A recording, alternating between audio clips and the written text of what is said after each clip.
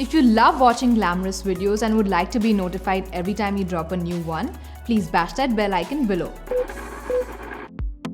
Saris are super versatile, suit every body type, and you can totally let your creative juices flow when it comes down to draping them.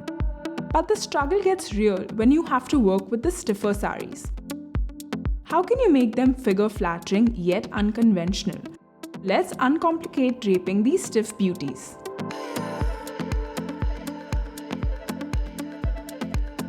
Start by switching your regular petticoat with a shapewear one.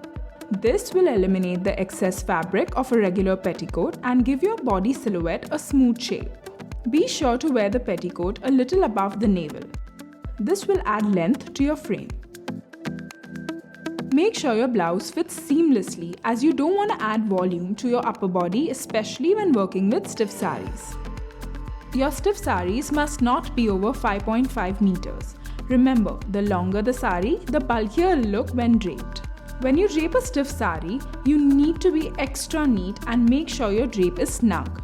Less is more when it comes to pleating this sari, so stick to making 4 to 5 wide pleats. The biggest mistake that makes a stiff sari look bulky is stacking the pleats one behind the other at the waist. So space out your pleats before tucking them.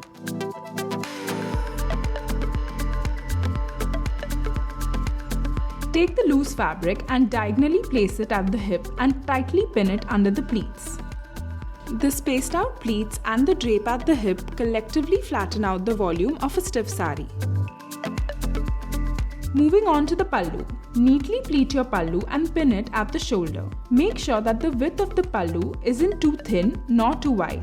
It should precisely cover the width of your shoulder. When it comes to the sari itself, stiff saris tend to add bulk.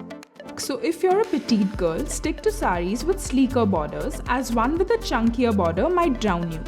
No added volume and a sleeker look. Now there's nothing stopping you from adorning this old world charm. Until next time, stay tuned and stay glamorous.